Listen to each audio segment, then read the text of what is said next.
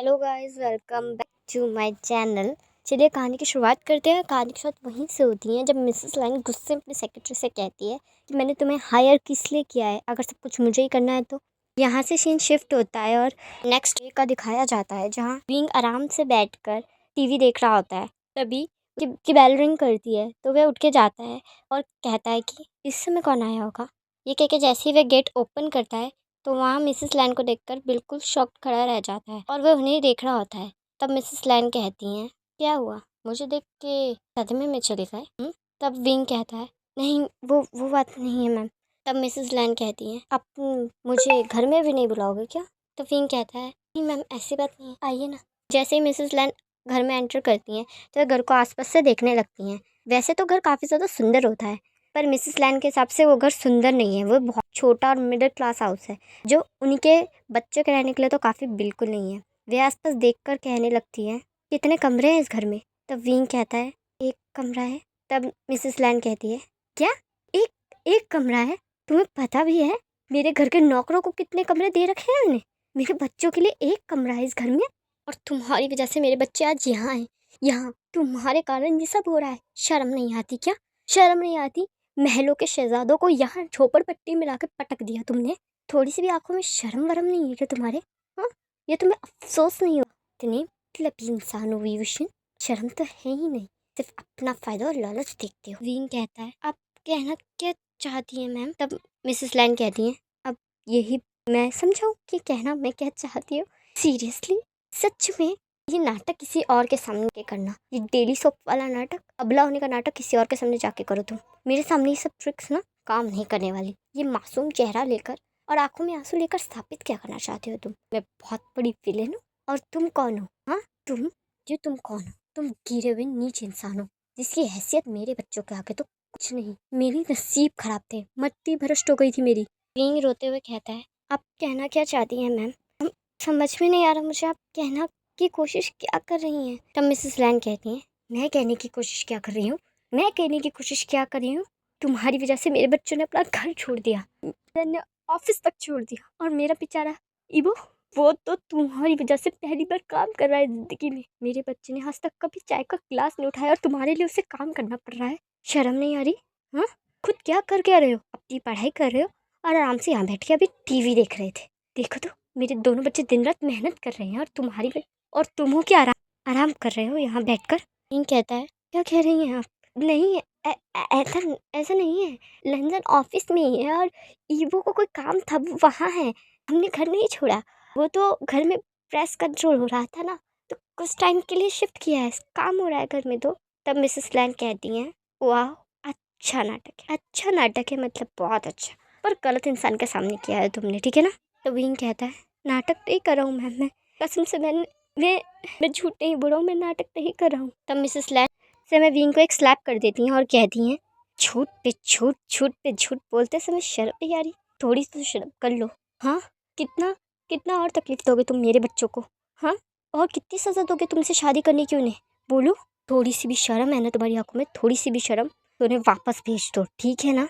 ये कह के मिसेस लैन वहाँ से चली जाती हैं और विंग सोफे पे बैठकर बहुत तेज तेज रोने लगता है। अपने आंसुओं को पोंछता हुआ कहता है, झूठ बोला, मुझसे झूठ बोला तुम दोनों ने मुझसे मुझसे झूठ बोला। कैसे कर सकते हो तुम दोनों के दोनों मेरे साथ ऐसा? क्यों किया? मेरे लिए सब कुछ कैसे छोड़ सकते हो तुम दोनों के दोनों? क्यों इतना प्यार करते हो? क्यों थोड़े सेल्फिश नहीं हो गए? तो मुझे अफसोस हो रहा है, खुद पे गिल्ट हो रहा है कि तुम दोनों को मेरी वजह से इतना सब कुछ छोड़ना पड़ गया। मेरी वजह से तुम कितनी तकलीफ में हो, इतना सब कॉम्प्रोमाइज़ करना पड़ रहा है तुम्हें सिर्फ मेरी वजह से। मेरे लिए टेंशन इतना मेहनत करा ताकि मैं आगे पढ़ सकूं, ईवो इतनी मेहनत कर रहा है ताकि घर का काम हो सके, घर में खाना आ सके, आराम से हम रह सके, और मैं क्या कर रहा हूँ? हम बैठ के टीवी देख रहा था। मैं इतना सेल्फिश कैसे हो गया? क्यों कर दिया मैंने ये सब? दोनों की जिंदगी मेरी वजह से खराब है।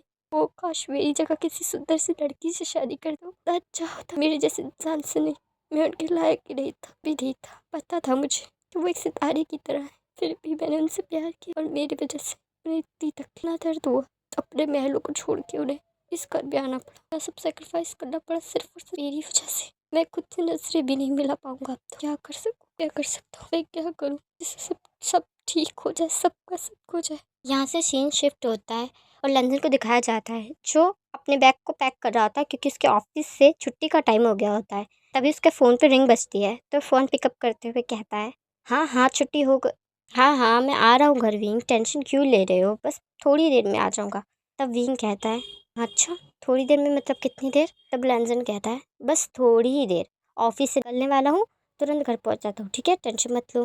फिर लैंजन फ़ोन काट के नीचे उतरता है तो वह विंग को सामने ऑफिस के खड़ा देखकर शॉक्ड रह जाता है और वह उसकी तरफ कंटिन्यूसली देखने लगता है। तो विंग उसकी तरफ बढ़कर कहता है, कितना झूठ और कितना, और कुछ बाकी है झूठ के लिए लैंजन, सच में ईबो कहाँ है? तब लैंजन कहता है, विंग हम ईबो कहाँ है लैंजन? यहाँ से सीन शिफ्ट होता है और घर का दिखाया जाता है जहाँ विंग सोफे पे बैठा होता है और लैंजन और ईबो उसके सामने खड़े होते हैं। तो विंग गुस्से में और अपनी थोड़ी शेकिंग वॉइस में कहता है, मेरी वजह से कैसे करा तुमने ये सब? पागल हो गए हो तुम दोनों, दिमाग खराब हो चुका है तुम्हारा। मेरे लिए सब कुछ छोड़ दिया, एक बार भी नहीं सोचा, थोड़ा तो अकल पे जोर देना चाहिए था ना, थोड़ा सा सेल्फिश होने में क्या चाह रहा था तुम्हारा? मुझे बोल देना, मैं तुम्हारे लिए कुछ भी कर सकता हूँ पर तुम्हें इस हाल में तो नहीं देख सकता। तुम लैंसन, तुम इतने बड़ी कंपनी के CEO हो और तुम्हें मेरी वजह से कहाँ काम करना पड़ रहा है, एक छोटी सी कंपनी में, छोटी सी पोस्ट पे। और तुम ईबो, तुमने आज तक खुद अपनी मर्जी से कभी चाय का कप भी उठा कर रखा है किचन में? नहीं रखा, पर मेरी वजह से तुम्हें डांस अकेडमी में काम करना पड़ रहा है, इतनी मेहनत करनी पड़ रही है तुम दोनों को सिर्फ और सिर्फ मेरे लिए। और मैं क्या कर रहा हूँ, मैं कर क्या रहा था? तब लैंजन कहता है, रिलैक्स हो जाओ, हमने तुम्हें कुछ नहीं बताया था, तुम्हारी कोई गलती नहीं है, ठीक है ना? तुम्हें कुछ पता ही नहीं था ना, तो खुद को ब्लेम क्यों कर रहे हो? तब ईबो कहता है, भाई सही कह रहे हैं वी, इतना मन पे मत लो, है ना, इतनी सी बात है। तभी विंग कहता है, इतनी सी बात नहीं है ना ईबो, इतनी सी नहीं है, बिल्कुल नहीं है, क्योंकि इन सब का मैं हूँ, मुझे दिख रहा है कि रीज़न मैं ही हूँ। क्योंकि अगर मैं तुम्हारी लाइफ में नहीं होता ना तो तुम्हारी लाइफ ऐसी तो बिल्कुल नहीं होती। सब और सब मेरी वजह से। कितना मनहूस हूँ मैं, मेरे मर गए, उसका उसका जिम्मेदार मुझे ठहराया गया, उसका रीज़न मुझे बनाया गया कि मेरी वजह से मेरे पेरेंट्स बने क्योंकि मैं मनहूस था। उस समय तो ज़्यादा अफसोस नहीं हुआ, उस समय ज़्यादा फर्क नहीं पड़ा क्योंकि मैं बच्चा था, पर अब पड़ रहा है कि मैं सबकी बर्बादी का रीज़न क्यों बन जाता हूँ। मैं जानबूझ के नहीं करता ये, पर ये हो जाता है। मैं इन सब पे कंट्रोल नहीं कर सकता, कितनी भी कोशिश कर लो मेरी वजह से हर जगह बुरा हो जाता है। अंकल ने मुझे अडॉप्ट किया तो अंकल की फाइनेंशियल प्रॉब्लम से गुजरना पड़ा, तुम दोनों की शादी मुझसे हुई तो तुम्हें घर छोड़ना पड़ गया, मैं अपना क्या करूँ? लैंजन और ईबो दोनों से आके हक कर लेते हैं और कहते हैं, शांत हो जाओ, है ना, तुम्हारी वजह से कुछ नहीं हुआ है, तुम मनुष्य नहीं होगी, ठीक है? तुम हमारी ज़िंदगी का सबसे खूबसूरत हिस्सा हो।